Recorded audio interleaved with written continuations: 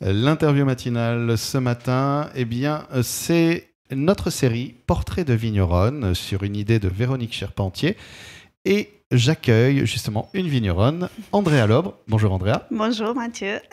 Alors Andrea, eh bien merci d'être là déjà. Mais merci pour l'invitation. Et donc on va parler de toi si tu veux bien, parce que tu es une vigneronne. Et la première chose qu'on peut même remarquer à la radio, c'est que tu as un petit accent. Ah oui, du sud-ouest. Un peu plus loin. Mélangé un peu plus loin. Peut-être un petit peu plus loin. Plus sud encore, non? Oui, tout à fait. Limite transatlantique. C'est ça, un océan de différence. Oui, c'est d'Argentine. L'Argentine, tiens oui. donc. De Mendoza, la région de Mendoza. Ah, Mendoza. Région viticole. Je ne connais qu'une chose de Mendoza, c'était un des personnages dans un dessin animé de notre enfance, dont j'oublie le nom, voilà, qui se passait en Amérique du Sud. Enfant du soleil. Bon, bref, j'ai plus le nom. Les auditeurs corrigeront et feront ah, mais oui, c'est ça. Mais Mendoza, c'est une région. C'est où en Argentine? Mais c'est à l'ouest. C'est à côté de la cordillère des Andes. C'est au pied de la cordillère des Andes. Ok, d'accord. Il doit y avoir de beaux paysages. Très beau.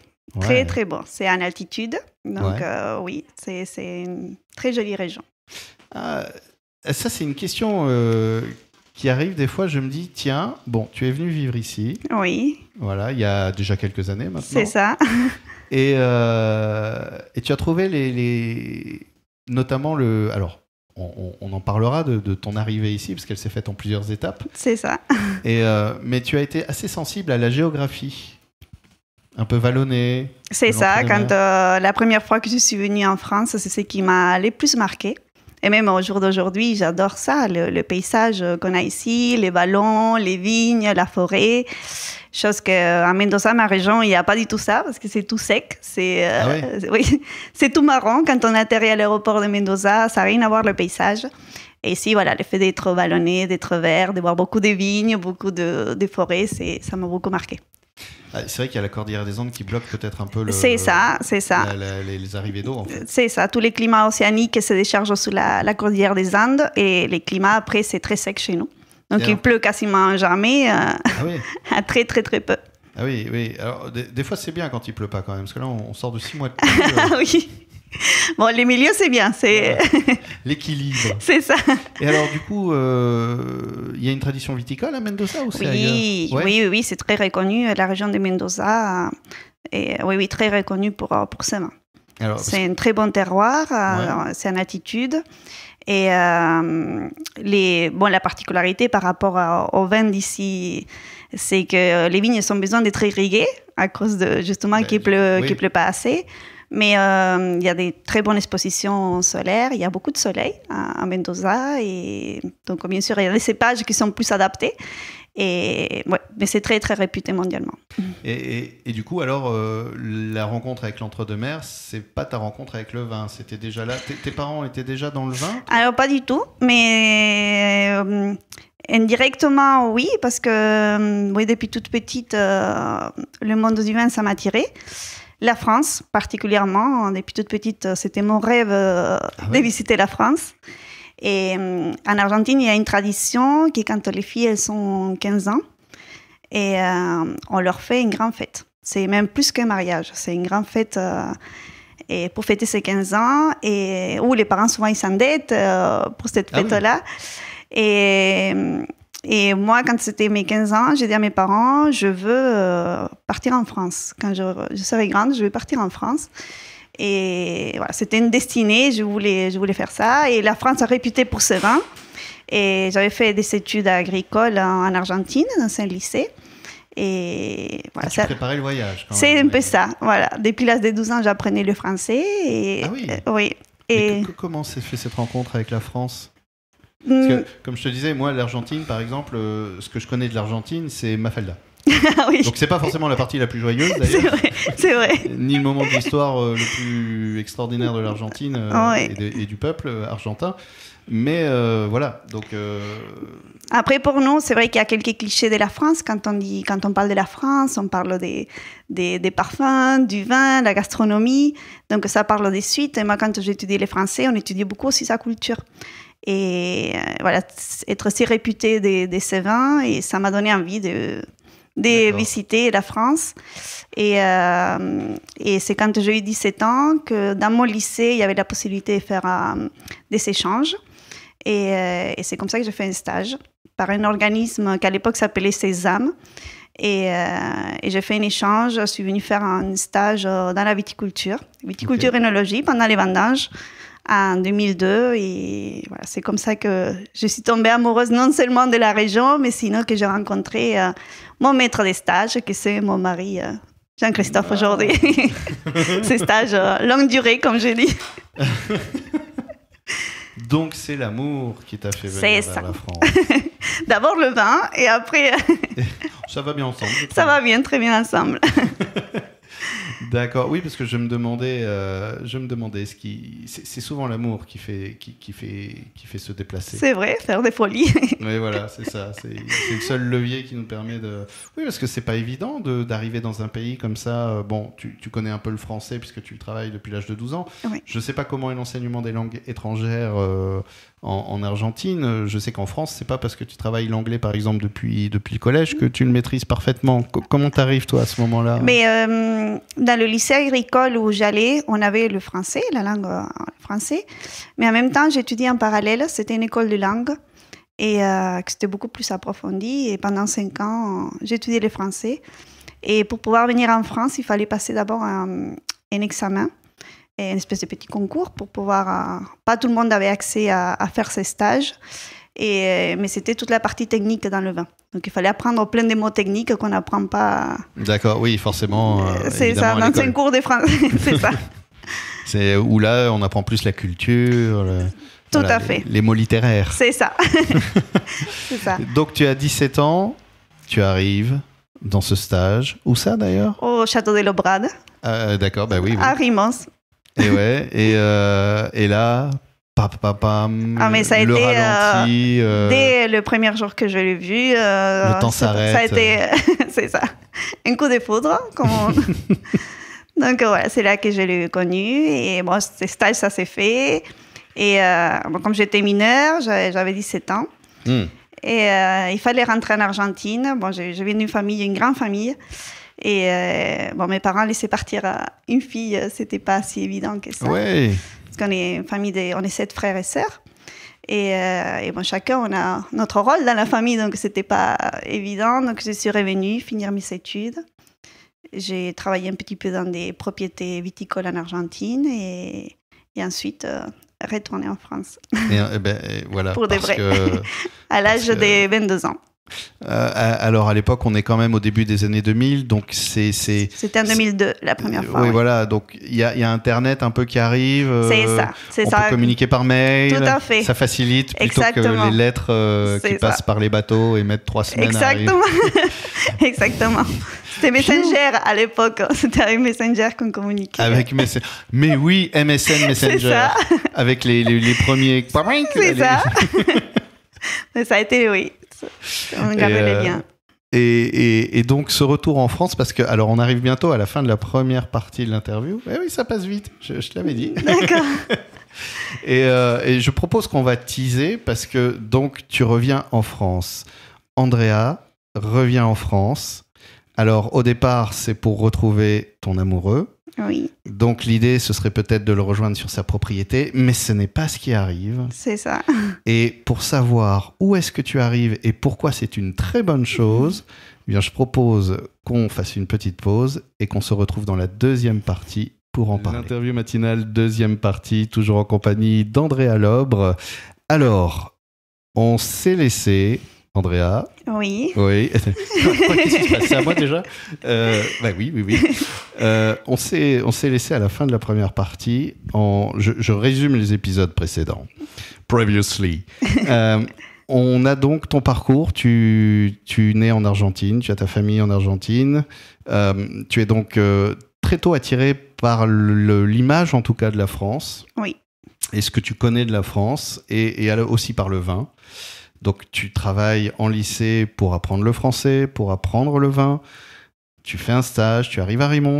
C'est ça. Juste là. Et déjà, comment tu trouves Rimons, en fait, d'ailleurs? Parce que c'est un peu... Paumé. Ouais, un peu quand même. Mais c'était par l'organisme des stages. Et c'est eux qui s'est chargé de trouver des endroits pour faire des stages. Et c'est chouette parce que là, tu découvres l'amour. Oui. Voilà. Il est là comme ça. Il s'éponge le front du plat de la main au ralenti et tu vois les petits anges et les petits cœurs autour de lui. Un peu ça. C'est ça. Et ton ambition, c'est de revenir à Rimons. Heureusement, on est au début des années 2000, donc vous pouvez communiquer par mail et continuer à entretenir ce beau début d'histoire. Oui. Donc, tu n'as plus qu'une obsession, c'est convaincre ta famille que ta vie n'est pas en Argentine, oui, mais en France. En France. C'est pas évident. C'est ça, surtout quand on est très jeune.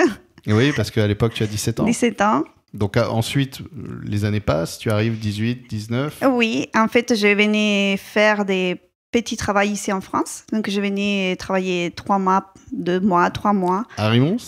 Non, au syndicat de Bordeaux. Syndicat de Bordeaux. Ok. Et donc, oui, et c'est là que pendant justement... les saisons touristiques. Et donc à Bordeaux, c'est loin. C'est à Béchoc et Caillot. Exactement, oui, c'est à 1 heure d'ici. Ben oui, oui. Mais bon, c'est déjà plus près que l'Argentine. Oui, c'est beaucoup plus près. C'était rien, 1 heure de route.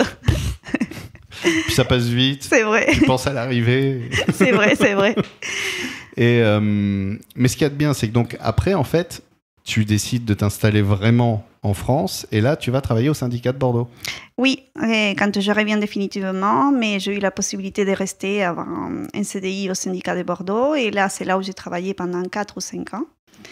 Et jusqu'à que j'ai repris des études en France, parce que je voulais avoir un diplôme français. Et donc, c'est là où j'ai repris les études d'ingénieur agronome, parce que je voulais connaître un petit peu plus sur vraiment l'agronomie en France. Et c'est à la fin de mes études que j'ai rejoint mon mari sur l'exploitation. Quand même, voilà, hein, porté par l'amour, mais on fait les choses bien. Bien. Voilà, brique par brique, on construit, la maison doit être solide. C'est ça, c'est ça. Et tu me disais aussi que ce travail au sein du syndicat de Bordeaux, c'est un super atout parce que ça te permet de découvrir, en fait, on va dire le côté... les coulisses. C'était génial parce que c'est très complexe comment ça fonctionne ici, la filière Bordeaux. Donc ça m'a permis de connaître vraiment tous les paramètres, les côtés promotion, comme les côtés administratifs, réglementaires, techniques et apprendre sur le vin en général. Oui, parce que c'est très ça, diversifié. Par rapport à l'Argentine où c'est un peu plus spontané, on va dire. Tout à fait, c'est complètement. Il n'y a pas tous ces organismes. Oui, il n'y a pas tous ces systèmes d'appellation. Et c'est beaucoup plus simple pour le dire en Argentine. Donc, arriver en France et connaître comment ça fonctionne, ça a été une très bonne école. Et donc, tu coches les cases. Ça s'est fait. Ça s'est fait. Ça s'est fait. Et là, arrive quand même ce moment où tu rejoins... ton mari, du coup, oui. Qui n'est pas encore ton mari? Non, si. Ah, à peine, je fais les choses bien dans l'ordre. Quand c'est arrivé en France, mariage, si. On fait ça bien. Bien comme il faut. Donc, ton mari, tu le rejoins à la propriété? Oui, c'est ça. Et donc, à peine je suis arrivée, c'était le premier travail, c'était surtout développer la commercialisation. Donc, tous ces côtés... et administratif et commercial, que c'était un petit peu ce qui manquait...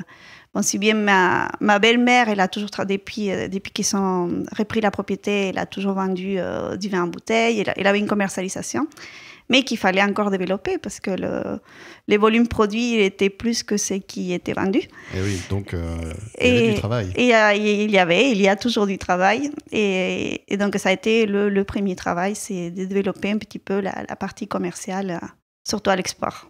C'est chouette comme ça d'avoir... C'est tout l'intérêt justement aussi d'avoir, on va dire, un apport extérieur, oui. Un regard extérieur. Oui. Parce que quand on est dans son quotidien de viticulteur, de vigneron, on est pris dans une sorte de routine et puis on ne connaît que ce qu'on a toujours connu. Donc d'avoir ton regard à toi qui en plus est arrivé de l'Argentine, a découvert aussi le fonctionnement du vin au syndicat de Bordeaux, c'est une vraie richesse pour le domaine. De pouvoir apporter quelque chose, oui.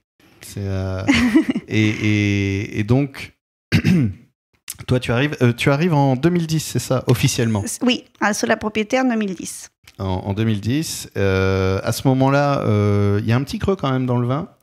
Oui, tout à fait. C'était une période un peu de crise. Quand je suis arrivée, c'était une grosse période de crise. Donc, c'était la priorité, c'était de vendre. Donc, c'est pour ça qu'on a mis tous les efforts un peu dans la commercialisation. On a fait beaucoup de travail dans les changements des étiquettes, des packaging, des nouveaux produits, nouvelles gammes. Comment c'est accueilli ça par la belle famille Très bien. Ouais. Vraiment très, très bien. Très, très bien. C'est chouette. Oui. J'ai eu la chance d'avoir une belle famille qui sont très... Qui a fait OK Twingo, on y va. Oui, et qui nous soutiennent un peu dans tout. Donc, c'est ça qui est très bien. Et donc, on a fait revivre des marques qui s'étaient un peu arrêtées. Donc, on a refait vivre la marque, on a refait des étiquettes, des nouvelles cuvées, on a replanté des nouveaux cépages. On essaie de s'innover et répartir dans les marchés, d'avoir des produits plus adaptés en fonction des marchés qu'on voulait prospecter. Alors, on arrive bientôt à la fin de la deuxième partie, mais on a encore quelques minutes pour parler justement alors, c'est le... je sais jamais ce qu'on dit, château, domaine... Château. Château, hein. Château, oui. Donc, c'est le château... de l'Aubrade. De l'Aubrade. Oui. Des vignobles Lobre. Lobre, voilà. Ça. Si on cherche sur Internet, d'ailleurs, c'est vignoble Lobre, on trouve tout de suite. Vignoble-Lobre.com. Avec les vins. C'est ça. Et tu vois, j'ai perdu le fil. Oui, parlons de ce château, parce que tu disais, voilà, il y avait des anciennes cuvées ou quoi. Ce château, c'est ton mari qui est féru de généalogie. Oui, mon mari qui adore la généalogie, donc il est remonté... Très loin. Je crois qu'il doit être dans les 1600 actuellement. Et oui, il a retrouvé des traces que la famille Lobre, elle est présente à Rimons, qui c'était vigneron. Et les plus vieux documents, c'est de 1734. Oui, donc c'est une histoire qui ne s'est pas écrite hier. Non. Donc c'est pas le poids, mais c'est bien de pouvoir porter encore... c'est un poids. La question, c'est de savoir est-ce que ce poids, c'est une fondation solide et qui nous permet qu'on choisit, oui. Ou est-ce que des fois, ça n'enferme pas un peu? Voilà, est-ce que c'est un pilier ou un mur, finalement? Après, c'est quelque chose qu'on aime. Quand on fait quelque chose qu'on aime, je ne sais pas si on peut appeler ça un poitt. Parce c'est plus une fondation solide ça. Sur laquelle on peut soi-même... On se base sur quelque chose et c'est toujours bien de porter... un projet familial depuis de longues dates et c'est toujours bien de continuer à perpétuer ça. Puis j'imagine que c'est chouette de contacter une histoire familiale aussi dense, aussi riche. Exactement. Mais j'entends toujours, mon mari, il a toujours sa grand-mère qui a, je crois, 96 ans. Et entendre toutes ces histoires, même dans la vigne, tout ce qui sont passés, souvent c'est toujours très agréable de continuer à perpétuer ça. Le vignoble Lobre, pour ceux qui veulent en savoir plus, parce qu'on est là pour parler de toi, et le temps passe vite, hein. Je voulais parler aussi du fait que tu adores la vinification, on en parlait notamment. Alors c'est souvent l'étape qu'on fait à deux, et tout ce qui est assemblage, présentation des cuvées, et voilà, on aime bien avoir les côtés un peu des deux, côté production et côté vente.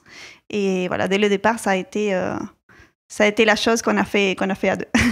Andrea, je te remercie. On est un peu rattrapé par le temps, malheureusement. J'aurais bien parlé un peu plus. Il y avait encore beaucoup de choses à raconter. Mais en tout cas, pour ceux qui... C'est possible d'aller vous rendre visite sur la propriété. Avec grand plaisir. Oui, c'est possible de venir faire une dégustation. Avec plaisir, j'accueillerai tout le monde. Vignoblelobre.com. Oui, à Rimons, juste à côté des Castelmoron d'Albret. Merci. Merci.